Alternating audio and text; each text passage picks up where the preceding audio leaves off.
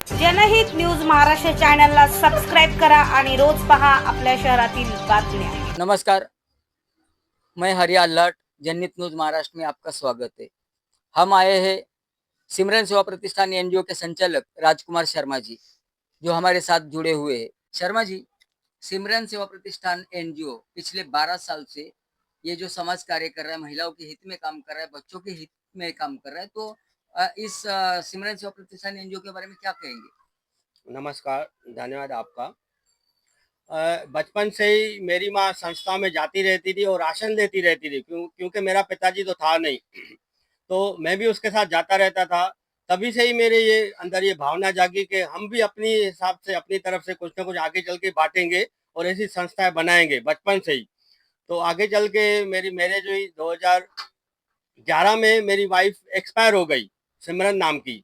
तो फिर 2 साल के बाद 2013 में मैंने आखिरी एनजीओ भरपा की, गवर्नमेंट से रजिस्टर करवाया थाना चैरिटी कमिश्नर से, और फिर एनजीओ बनाई।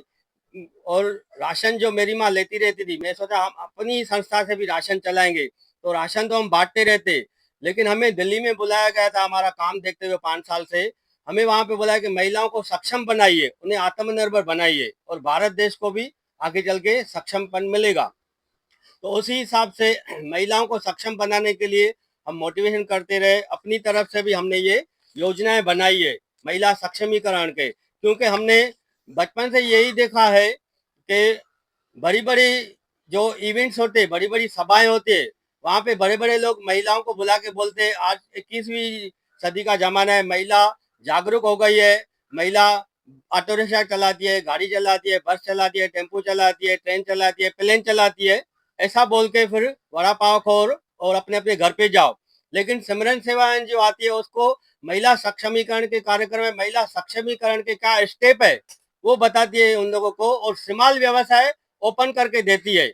और जो छोटे छोटे गृह उद्योग है या स्किल है, झाड़ू बनाने की स्किल है, पेपर प्लेट, पेपर धोना, दिया बाती बनाने की, wiper, rubber band, hair band, ऐसे अनेकों स्किल्स है। हम महिलाओं को स्किल देते हैं ताकि आपके पास 4 से 5 घंटा रहेगा, तो आप ये काम करेंगे तो 200, 250, 400, 500 कमाओगी, तो सक्षम बनेगी महिलाएं। और वोकल फॉर लोकल होगा, वही माल मेक इन इंडिया होगा, स्किल इंडिया डेवलपमेंट होगी, महिलाओं को भी स्किल मिलेगी। ये सब हो गया तो हमारा भारत देश भी आगे चल के इकोनॉमी और जीडीपी में बढ़ेगा। तो महिलाओं के लिए ये करते। और एजुकेशन फील्ड में उसी हिसाब से मैंने 10वीं तक में पढ़ाई नहीं कर सका, क्योंकि हमारे पास पैसा नहीं था, गाइडलाइन नहीं थी, तो अपने हिसाब से नहीं कर सका। तो फिर मैंने अपने बच्चों को सक्षम बनाया।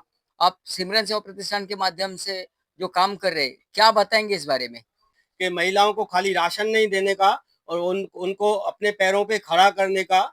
लेकिन ये रोजगार किस तरीके का होगा और कब तक मिलेगा, इसके बारे में क्या कहेंगे? देखिए, हमारी ऑफिस भाटिया पे अंदर साइड है, तो वहाँ पे हमारे पास कपड़े राशन आते रहते हैं और हमारी फाइल बनती रहती है। लेकिन महिलाओं के पास अलग अलग एरिया में जाने के लिए हमें वहाँ पे जगह नहीं है, तो अलग अलग हम समाज सेवक को पकड़ते रहते। जिस तरह से हिल लाइन के पीछे डॉक्टर बाबा साहब अम्बेडकर के यहाँ पर एरिया में मुझे मनोज शैलार ने साथ दिया, तो उनकी वहाँ पे ऑफिस है। तो जब तक महिलाएं फॉर्म नहीं भरेगी तब तक उनको सेवा का लाभ कैसे मिलेगा। तो वहाँ पे मैंने फार्म का भी उद्घाटन किया, और समाज सेवक श्री मनोज शैलार जी के ऑफिस में मैंने बोला वहाँ पे फार्म आपको रखा जाएगा और एनजीओ के माध्यम से सेवा होगा, इसमें कोई राजकारण नहीं। तो वहाँ पे जो ऑफिस है वहाँ पे मनोज शैलार जी हमें साथ दे रहे हैं कि महिलाओं को सेवा मिलनी चाहिए। तो वहां पे जब तक महिलाएं फॉर्म नहीं भरेगी, पाठ पुरावा नहीं करेगी, तब तक हम लाभ कैसे देंगे। तो उस हिसाब से हम ऑल ओवर पूरे उल्लासनगर में अलग अलग एरियाओं में, जहाँ पे स्लम एरिया है या जहाँ पर भी जो जरूरतमंद लोग है, वहां पर मुझे कोई भी अब अपनी ऑफिस देगा या अपनी ऑफिस में बैठने के लिए 1 घंटा देंगे या ऐसा साथ देंगे, तो वहां पे फॉर्म पर रखा जाएगा। फॉर्म भरेंगे तो उस हिसाब से ये जो महिलाओं को योजनाओं का लाभ मिलेगा और महिला सशक्तिकरण कैसे होगा हम वहां पे बताएंगे। अब 12 साल में आपने कितनी महिलाओं को रोजगार दिया, क्या कहेंगे?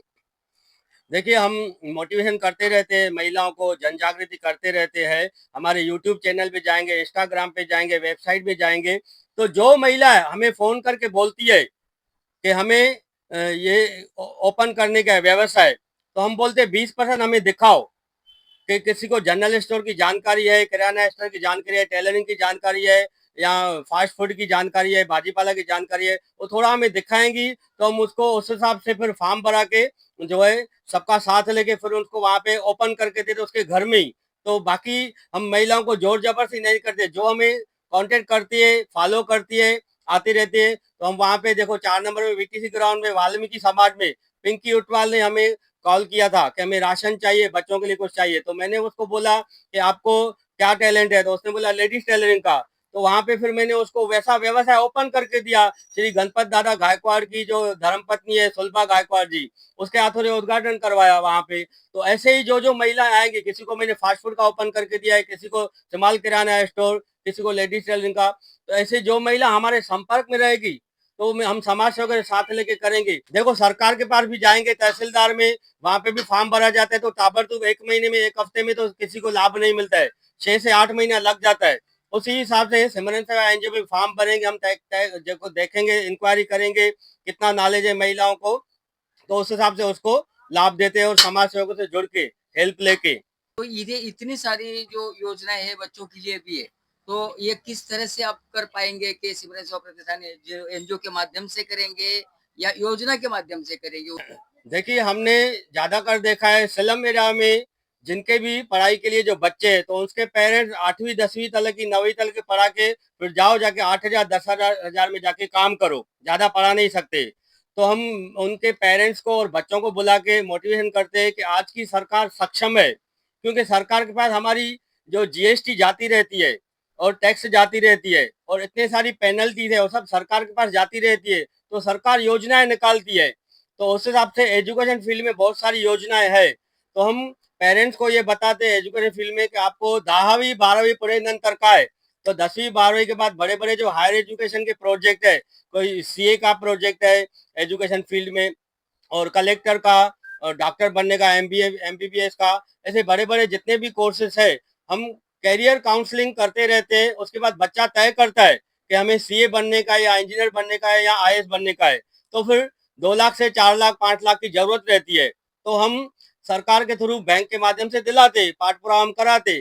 तो वही हम मोटिवेशन करते रहते हैं कि आप 8वीं 10वीं के बाद पढ़िए, आपको 2 लाख 4 लाख चाहिए तो हमारे से संपर्क कीजिए, हम पाठ पुरावा आपको बताएंगे, वैसे फाइल बना के देंगे, हम सरकार से लेके देंगे। उसी तरह से मेरी बेटी सीए बनी, तो उसमें भी 4 साढ़े 4 लाख रुपया अलग खर्चा था, तो मैंने अपने जेब से थोड़ी किया, वो सरकार से लेके दिया।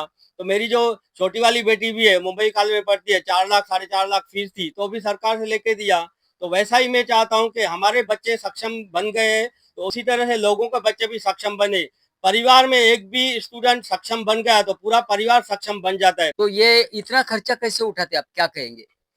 देखिए छोटे से ऊपर आते हैं आदमी, हमारी भी 12 साल पहले छोटी सी संस्था थी, तो उस हिसाब से हम छोटे पैमाने से काम करते आ रहे थे। तो इन लोगों को बोलता हूँ, सरकार 10,000 12,000 देती है, तो आपको सिमाल व्यवसाय जो भी ओपन करने का है घर में ही, आपको दुकान नहीं ओपन करने का है, भाड़े पे लेने का नहीं है, घर में ही ओपन कीजिए। मैंने भी जिसको व्यवसाय ओपन करके दिया है, घर में ही ओपन करके दिया है, तो 10,000 12,000 बैंक से लेके देते हैं। पहले थोड़ा बहुत हमें दिखाओ, आपको जो भी टैलेंट है, लेडीज टेलरिंग का है या ब्यूटी पार्लर का है या जो भी है, तो हम सरकार से लेके देते वो। और जो बड़े बड़े धनी लोग हैं, हम फॉर्म भरा के उन लोग को दिखाते, पर थोड़ा थोड़ा हमें हेल्प मिलता है, तो हम महिलाओं को व्यवसाय ओपन करके देते। आगे चल के वो महिला को जो जो भी 10,000 12,000 मिलते हैं, वो थोड़ा थोड़ा भरती रहेंगी, सब्सिडी मिलता है 1,000 2,000 रुपया, फिर आगे चल के हम 50,000 लेके देते, आगे चल के फिर 5 लाख लेके देते, ऐसा।